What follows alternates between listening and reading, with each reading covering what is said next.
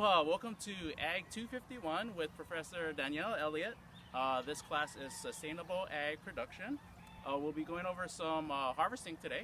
So I'd like to start off with Ms. Elliott. All right, so right now we're going to cover edible flowers. So in culinary, a lot of people love edible flowers to decorate their plates and all kinds of stuff. So we planted several things here for that reason. So I'm going to show you a couple of the things today and how to harvest them.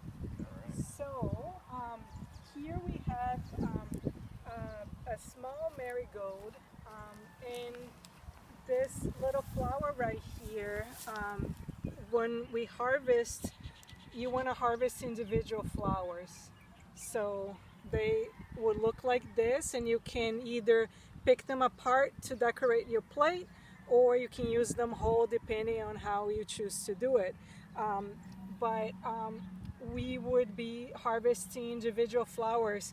So this is important for culinary students to see, I think, because a lot of times you receive these products already packaged, and you don't know how hard it is, how much work it takes. So these will be individually picked for you and then packaged. So that's one example right here. This is marigold.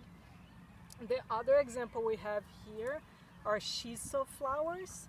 So we planted shiso, and of course you can use the leaves, but the flowers are actually really delicate and beautiful. Yeah, so shiso is used in like a Japanese, Asian cooking, right? A cross between mint and basil, right? Basil and mint.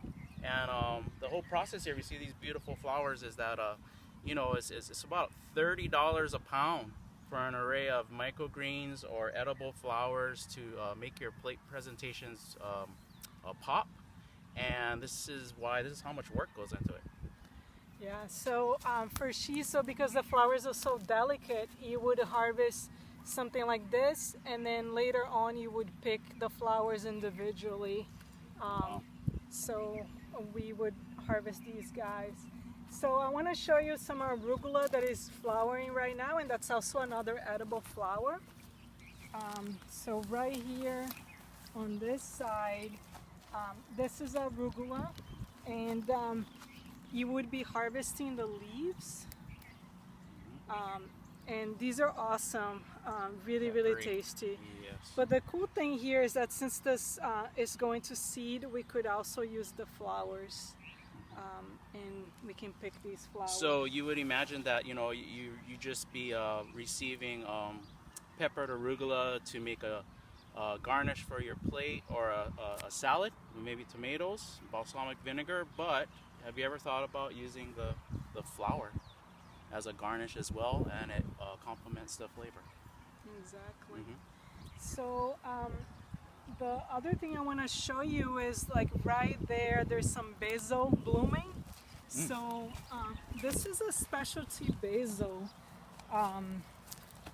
Chris, have you ever used this for Purple basil leaves? For salads or for... Yeah, chiffonade them and mix them in, or garnish, last minute. But what is different from this basil as opposed to a regular sweet basil? Really, like the color. I think for culinary uses, a lot of chefs talk about how beautiful it is in a salad. But the cool thing here is, like, again, like, you can harvest the flowers, and this will look really pretty. And each of these little buds right here, if you let it go to flower, it will become a new flower stalk. Or you can harvest the basil, and this is the part that you would take to cook with. So we will be doing some of this harvest today. The important thing here, as you can see, it's not even sunny, but it's hot. And we don't want to keep this produce here for too long because it will start to wilt. So this has to be refrigerated right away. So we're going to get out of the sun in a little bit and just make sure that the stuff is nice and fresh. And the last thing we can cover right now is a different variety of basil right behind you, Chris. So this is citrus basil, so it smells very citrusy. And this is not something you want to use for pesto, I don't think. Okay. But wow. it smells amazing. Eh?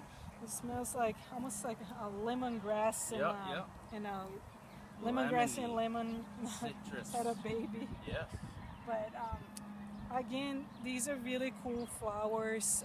They're very delicate that you can use to decorate things with. So you can make your dish. You can name your dish like lemon basil or like the purple basil.